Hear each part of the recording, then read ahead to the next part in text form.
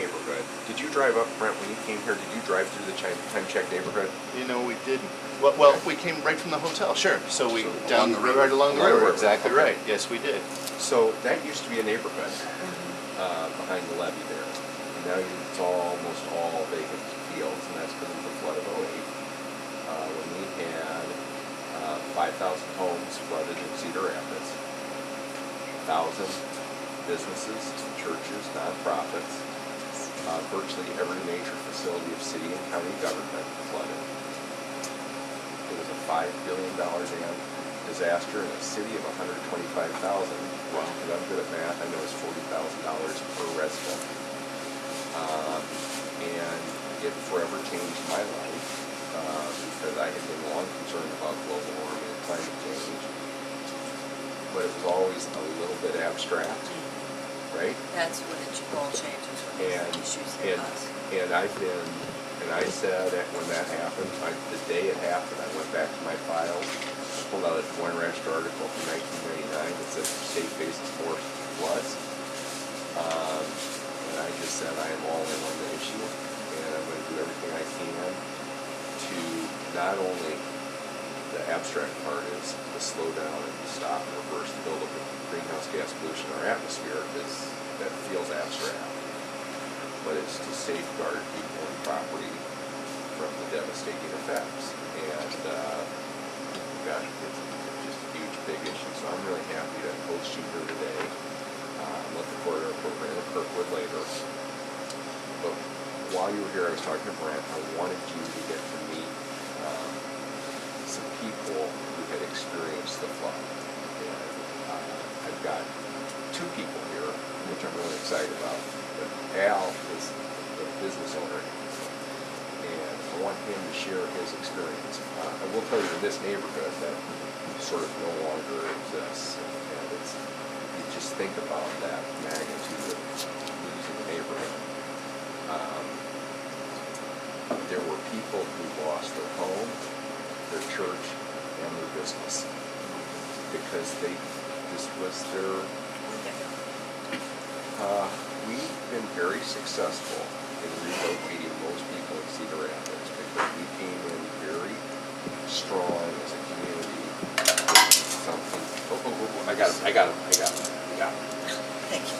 We came in very intentionally with new housing construction that was in areas that were at least somewhat close to the areas that had flooded. We had a housing program to build replacement housing. We put people who had lost their homes at the top of the list for those housings. And so there are people, Rick Davis, you remember Rick? Rick used to live down here. So now he lives kind of a little bit on the edge of town, but still on the northwest side of Cedar Rapids.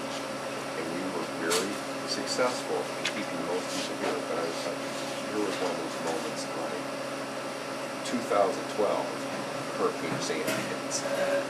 And I put out an email update to my email list to say, okay, Cedar Rapids, just like we were hammered and people help, you need to help. And I got an email back from a woman who said, Senator Hogg, I used to live in Cedar Rapids and I moved to New Jersey after the flood in 2008. I'm still on your email list, and now I just lost my house for the second time in 5 years, and thank you for giving. Oh my. Right? I mean, so some people laugh, but all across this country, people are experiencing the hurricane. Well, I see that I was just recently in the very same situation after Hurricanes Matthew and Florence in South Carolina. And people who can't go back to their homes, they're told you can't go back to this house because it's of the black mold. And then when they go back, they're told there's a yellow sign on the door that you can only live here again if you elevate your house because of floods to come, and a minimum of $20,000 to elevate the house. How are they supposed to do this? And then also, and I'm curious to hear about what happened here, but I know that in South Carolina, a lot of the problem was due to the fact that the city had not had the money to clean out the ditches, the sewage ditches, and the ditches in a long time that would have absorbed a lot of the water, which is an example of the kind of jobs that could be created, that a lot of the federal jobs that we could create would just be doing the things, Yeah. I'm sure you agree, that would help us prepare, correct? Absolutely. Yep. And I want to talk more about that. Al is our host here. Al, Thank you. please tell Marianne about your experience with the flood of 08. Sure. I've got some pictures and some things I'm going to leave with you, but kind of echoing part of Rob's story, the flood, totally changed my life in many, many ways. And I was somewhat of a climate change skeptic before it, but I certainly understand now what is happening and how it worked. But, the cleared out area down here from all these homes, there was over 300 homes just in this neighborhood, Time Check neighborhood, that were tore down. After the flood, I didn't know what community development was or neighborhood development was, but I got heavily involved in this neighborhood. I'm president of the neighborhood association. I have been for 5 years. And my goal was, after I got this business reopened, to help rebuild the neighborhood for the neighbors, for my business. My family started this business 90 years ago, my grandparents. And a lot of these homes that were tore down here had been in the same family for 3 generations. They passed them down. And the sense of loss for these people was tremendous, and I had the same feeling. So I decided to get involved, decided to help. But What was the hit to business? You must have lost everything. I lost $1.8 million in this flood. And you lost customers. Oh, yeah, Because they all had my, to yeah, live. all my customers. So I have a little flood story Did that insurance cover? I didn't have flood insurance. Oh, I couldn't afford it. And it was $1.8 million in terms of what you had in terms of, My, the SBA came in and gave me an estimate that I needed $550,000 to rebuild my business. And they turned me down for a loan for my credit. there was no emergency state working with people to give them emergency loans? No, I was able to, I borrowed $50,000 from my credit union. I borrowed $100,000 from my dad. I cashed in all my life insurance, cashed in my 401k. I received $50,000 from a state program. I received, that was Jumpstart, and And what was, how much was that? $50,000. Could the state, if they had the right government, the consciousness of the right government, helped with more emergency loans? there is always more that the state could do. A disaster of this magnitude required more federal. It is called So- rainy day, saved Yes. for a rainy Well, day. That is the phrase. They actually And did a good job. We could have done more. But we did, at the time, we had an all Democratic state government. And thank God we did.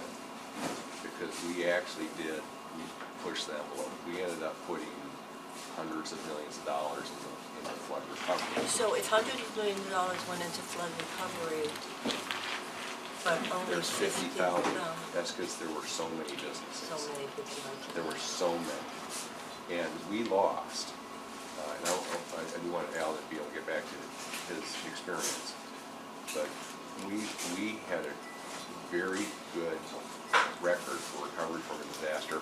We only lost 20% of our businesses that flooded. because of the help they did get. Right. Okay. Well, Yeah. what happened was, there was a group of us here on this side of town, Cedar Rapids Small Business Recovery Association, that lobbied the state. We got state money. We got money from the Chamber of Commerce. They Okay. raised money, they We had raised money donations. privately here too to give direct grants, but it wasn't fast enough. The thing that But saved it my helped. business was in 2009 or 10, HUD Secretary Donovan came here and did a tour. This was Obama's HUD Secretary, and did a tour of the neighborhood. I was with him, I think Rob was with us, and others from the federal level. And he saw firsthand what was happening. So anyway, end of the story is there was, I want to say $80 million in CDBG block grants extra awarded to the state of Iowa. A large portion of that went to small businesses here. I received almost $400,000 in a grant or in money from that program to help pay for my lost inventory and my lost equipment. the end of that story is that the equipment that I replaced, which was my boilers for the greenhouse, that was $75,000. The heating and cooling in here was another, I don't know, $30,000, but all that equipment is 98% efficient. What I had before was less than 50%. It paid for itself in 3 years. My drain on the resources is much less, and the pollution is much less. So it was energy efficient, and we're trying to be a good steward of the environment and cutting our fossil fuel consumption and our fossil fuel Which is even a use. concept you might not have been that aware of before. No, I mean, Fossil fuel consumption. yeah, right? I was a skeptic, but I'm serious about it now, and I think it's very important for this country to wake up and realize it. So I have some things here I'm going to leave you. It tells the story. He's written. And this was, Show the pictures.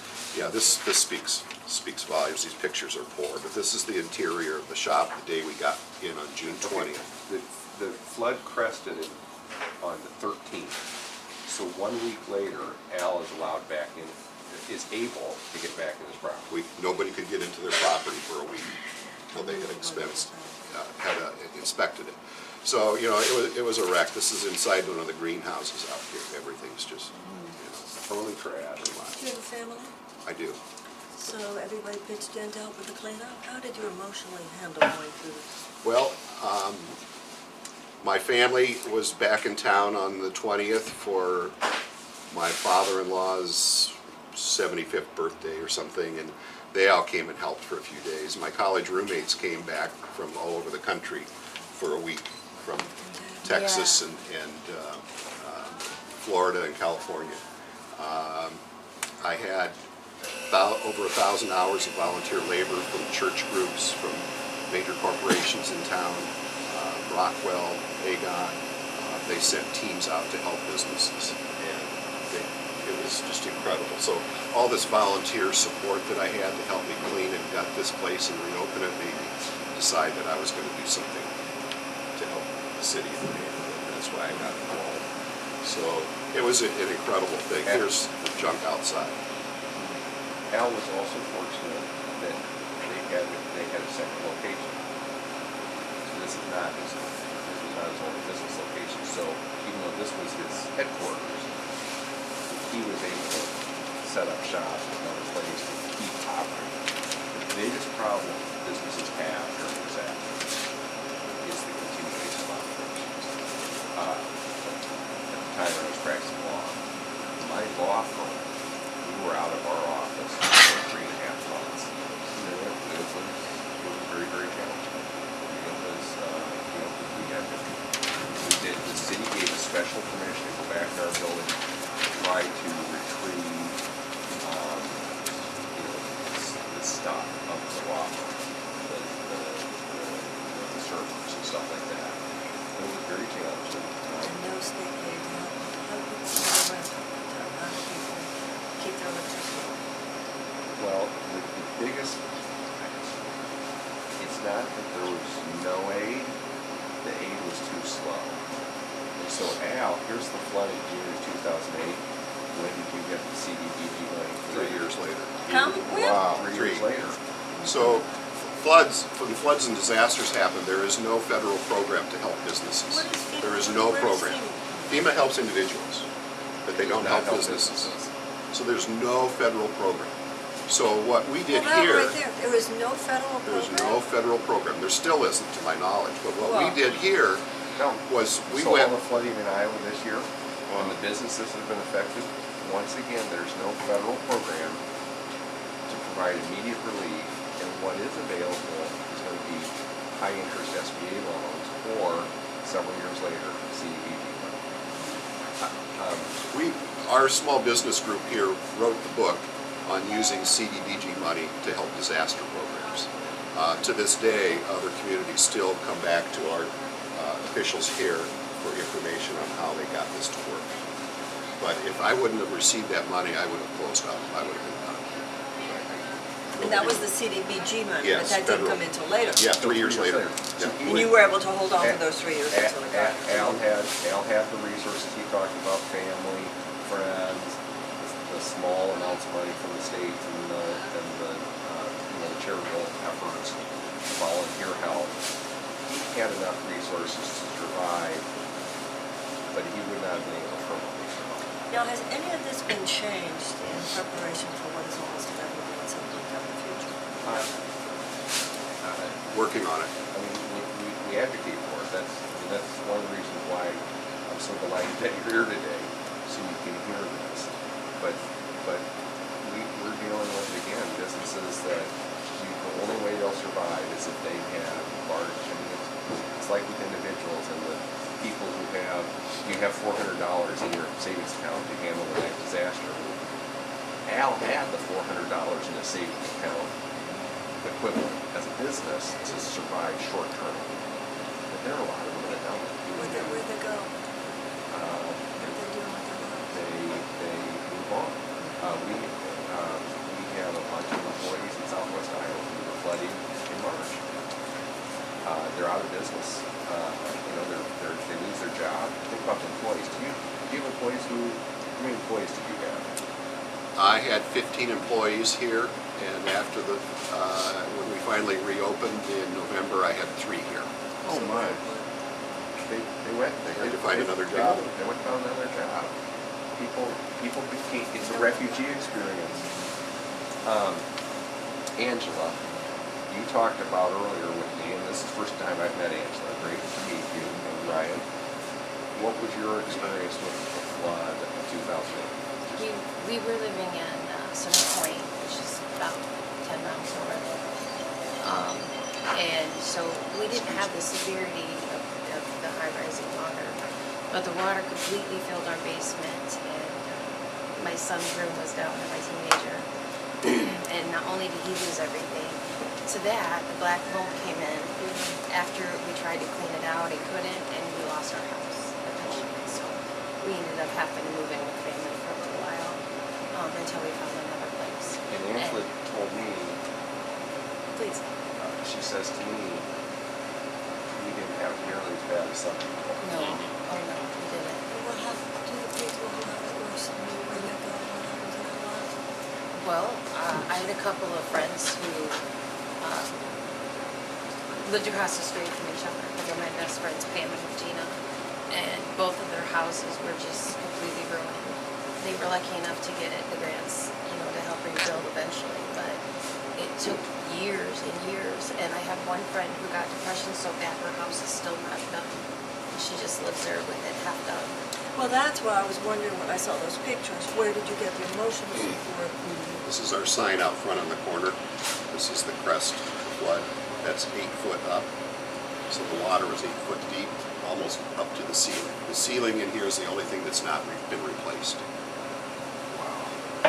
So, it seems to me, but correct me if I'm wrong, a lot of the challenge now is for people like Al described himself in the way he used to be, that in life we're going to learn. We're either going to learn through wisdom or through pain, right? So how do we get the people out of their denial to realize that it could happen to them too, in order to help us have the political force necessary to take the actions and to do the things that we need to do to lessen the pain and diminish the pain next time these things do happen, and to ultimately reverse the situation so that they stop happening. Or that seems to me to be our political challenge, right? I will share my opinion, which is to focus on people. That's right. Make it real about people. That's right. And, this is where the pictures of the planet and the charts about the atmosphere, as important, as true as they are, this is regardless of what a person thinks background, this is an experience that people are having. More and more Americans are experiencing disasters. They just are. Those numbers are way up. And I think we need to be able to convey publicly this is urgency real. at the moment. It's urgent. It's real. People Personal are hurting. stories. People are hurting, and we need to protect other people. So if you had a magic wand, what would you want to see the state government and Iowa do, and what would you want to see the President of the United States do? Well, for the President of the United States, we need two things. Biggest concepts. First of all, we need a president who will bring Americans together to pass the legislation and the policy that we need in this country. So that, and it's not just clean energy, it's hazard mitigation to safeguard people in advance of a disaster. It's better disaster relief and recovery when disasters happen. No, would you slow down on that, Yes. because I need to hear that a little bit. Could I So- have a pencil? Because you just said something that was a little I have a actually pen. thrown over me. Say, hazard what? Say it again? Hazard mitigation. So Right. you've got the whole clean energy stuff. Yeah, that I right? have. But it's the hazard mitigation. Now, what does that mean specifically? Well, it would mean, for example. After the hazard has already arrived or before the hazard Well, is? the longer phrase, and you know this is politics, so we Yeah. try to make things pre-disaster hazard mitigation. Okay, pre-disaster, So okay. it means it can be, and Cedar Rapids is in the process of building 4 miles of flood walls and berms on each side of the river. So it can be flood walls. It can also be things where you go into businesses and you make sure that where there's a hazard, you're elevating the utilities. No, hold on a moment, because I read about this. You've built 4 miles, but We're building. you're building, but from what I read, you need a lot more than that. Wasn't that Cedar Rapids that I read that about? We're so far early in the process, we need a lot more. Okay, But the money is there? is now there. It's largely state and local. The Okay. federal government now is funding only about 15% of our flood protection. A generation ago, when the city of Dubuque built flood protection, it was 95% federal funded. Okay, so hold on, so I want to ask you about that. Yes. Is that because of the change of consciousness that we now have about government involving themselves? It's because of 40 years of the federal government. That's right, being demeaned and people being convinced that if the government gets involved, that's bad for them, which is So- the biggest hoax so that's it- ever been perpetrated right. on the So American now- people. Yes, so Yeah. now we're trying, that's how I would Yeah. verify it. But, okay, so pre-disaster hazard mitigation means things like that. It means things like building detention basins, detention basins in areas that are flash flood prone. To take in the food, To the hold the water. water Isn't before that, it gets didn't we into used to the call that a ditch? Well, you Could could be. have, you Okay. could have. Big yeah. ditch. But it's the same point as a ditch. But it's, yeah, it's being prepared in advance. And then, one of the things I've done. And where would they be? Under the streets? Where would they be? Well, for example, you now have all this area that is in the neighborhood. And you might say, well, if it floods, we want a place for the water to go. So we intentionally start to recreate wetlands, or we do it. Right. Right behind my property is a conservation easement where there were some homes that were torn down. There's gonna be detention basin back here as part of the flood protection system, which is gonna go across the street. But there's basin here, there's another one Right. over 10 blocks away. It's just, when you have these extreme precipitation events, which in Iowa are up 40%. They're up 40%. Up 40%. And they are up 40% due to climate change. That's what the scientists say. Yep, Right? This is one of the consequences. And that, by the way, that's rainfall events of more than 1.25 inches are up 40%. And the average precipitation in Iowa has gone from 32 inches a year to 37 inches a year. And we are seeing, Al, you've been here for a while. Do you remember these 11-inch rains? No. As a kid? No. What's happened And in now- Houston? I and grew now- up there. Right, This is- and now we have them routinely. I have something here that I'm gonna give you to Marianne, the historic Cedar River crest here on our river. So the top 10, 5 of the top 10 happened in the last 26 years, and the top, well, you can read this, but it's increasing, it's with increasing Well, the top- frequency. The top 2 have been in the last 11 years. Right, we repeated this in 2016, and fortunately. Actually, the top 2 are in the last, oh, you said, Yeah, yeah, 11, yeah, 11 you years. said that right. And we are feeling those consequences. I'm not going to tell you it is only increased precipitation.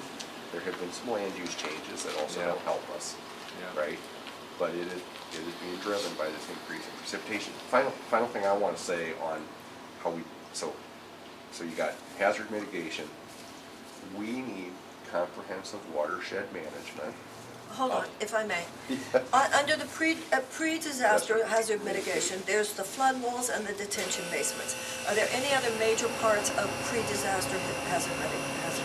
Sure, there would be a list of those things. But those are the main So two. those are two of the sort of biggest ticket type Okay. items. But everybody who's at flood risk, anybody who's in a flood risk zone at all, they should be working in advance to like put their utilities off the ground, right? So one of the things downtown businesses in Cedar Rapids. Elevation. Yeah, one thing downtown businesses have learned is if there's a flood, you stop your elevator on the top floor Yeah. rather than in your basement, Hello. right? Hello. But but you know, so Building there's a whole elevation range. is very expensive. And if you look at the hazard mitigation studies from like FEMA, for every dollar you spend, we've already avoided $3 or $4 of disaster damage, and those investments are in place to continue to safeguard people. Tornadoes, we talk about having safe rooms. You know, we've got mobile home parks across the state that don't have safe rooms. Well, every mobile home park should have a safe room that people can go to when there's a tornado forecast, and we currently don't have that. Hurricane safe facilities. We don't have hurricanes here, but there are other parts of the country that need a lot just hurricane safe development. And so this not only keeps people safe, you have all these jobs from people doing this stuff. This is what a Green New Deal would do. It would. I met And a scientist with, proper credentials is the head of the EPA. well, Exactly. yeah, so there's all sorts of things we do. And comprehensive watershed management it's about the wetlands, it's about having riparian buffers. Having what buffers? Riparian, water What does that mean? along a river. Okay. River buffers, having places for the water to go. You can design it so, okay, so here you have a dry wetland, but when the river here, for example, upriver from here, let's say it gets to 20 feet, the water now is spilling over and filling Rather than being absorbed. a wetland, rather than coming in to Al's first floor here. Can they also dredge the river? I mean, they haven't done that in so long. Dredging helps short term. The problem is we have so much stuff in our water Right. that it refills every 2 to 6 months. Gotcha. So It's you not have to, practical. yeah, we looked at that. I'm not opposed to dredging, but people need to know that's not a long-term solution. And it would not have helped 08. No. It would not help. It's just a geometry problem, displace this water, much water, you have to dig it 80 foot deep. And by the way, when you do all that stuff with watershed management, wetlands, and soil conservation practices, and riparian buffers, and all these things you're doing in the watershed, that's jobs in rural Iowa, right? And where do we not have enough jobs right now? Rural Iowa, right? Rural everywhere. Rural everywhere. I mean, this is a But story, this is an American story, if not you just go an back story. to land and natural resource management, you are putting people to work there. And by the way, you can do all of this without ever mentioning the words climate change if you need to, right? Because all of this stuff makes sense.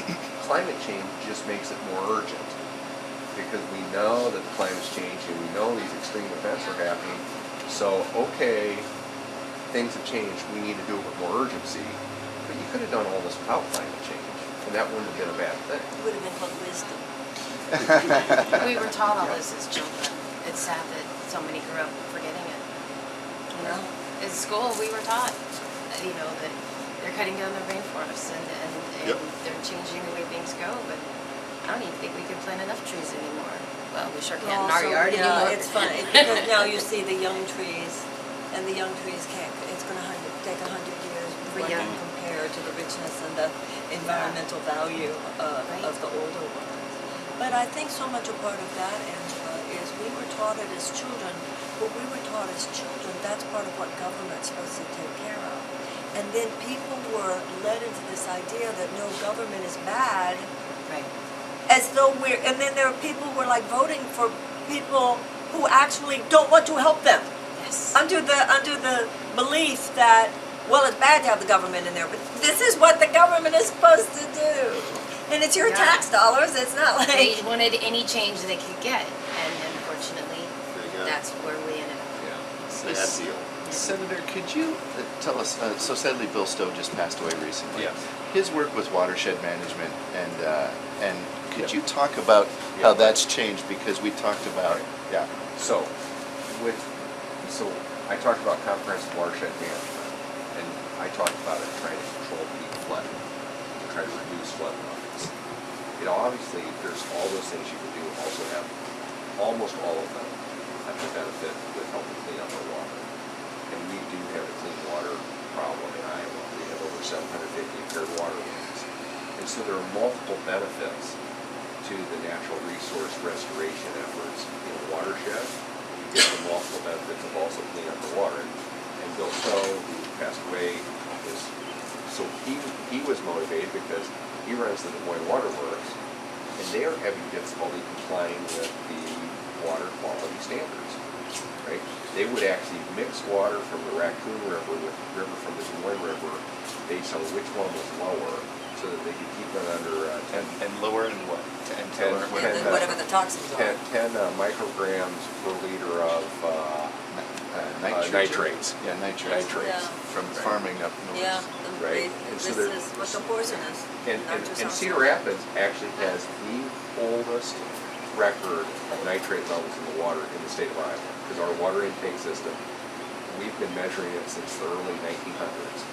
And you know, there's this continual increase. Still the best tasting water in Iowa. Well, and we're not over the 10 micrograms per liter standard, right? So we're okay, compliant water, but that increase is there, and we need to address that. And again, when you address it, you not only protect public health, improve the environment, all that work in the watershed creates jobs, especially in rural Iowa, right? That's what we need to do. And that's, you know, it's just one more area for people, because doing the right thing actually makes money. Yep. Doing the right thing, people have been led to believe we don't have the money to do the right thing. When actually you do the right thing, and by definition, it creates money. Because doing the right thing is going to necessitate human energy, Yeah, and human jobs. energy means jobs. Right. Yep. And more people than buying flowers There you go. and other Yeah. garden products. This place is so magnificent. Yeah. I really appreciate, Al, I appreciate your time. I want to be sensitive to your time. And Angela and Ryan, it was great to meet both of you. The rest of this stuff. Oh, And Yeah, make wait a sure you minute, tell give me the what book. these. I recycle paper. Oh, good for Yeah, you. this was- Okay, so this was- I Give don't the know where book back that to is. Yes. Angela. I didn't realize it was Okay. on the No, back that's when I good. printed it. It's Recycle. wonderful. I'm Thank sure you. she has her own copy. Oh, no. This was a Here's- she here's knows some it's, other- she yeah, knows some that other I know stuff it's for her you. book. I just know I sometimes walk off with things. You know, Angela and I would know about that. Yes. This is really, is very meaningful. Thank you. I want one final point. Yes. Al's experience that he had, I want you to multiply that times 1,000 times the Oh, business. Thousand of and businesses. all over this country. Yes. that's the Just in thing. Cedar Rapids, it's 1,000. No, I know. Wow. But then you magnify that. I mean, it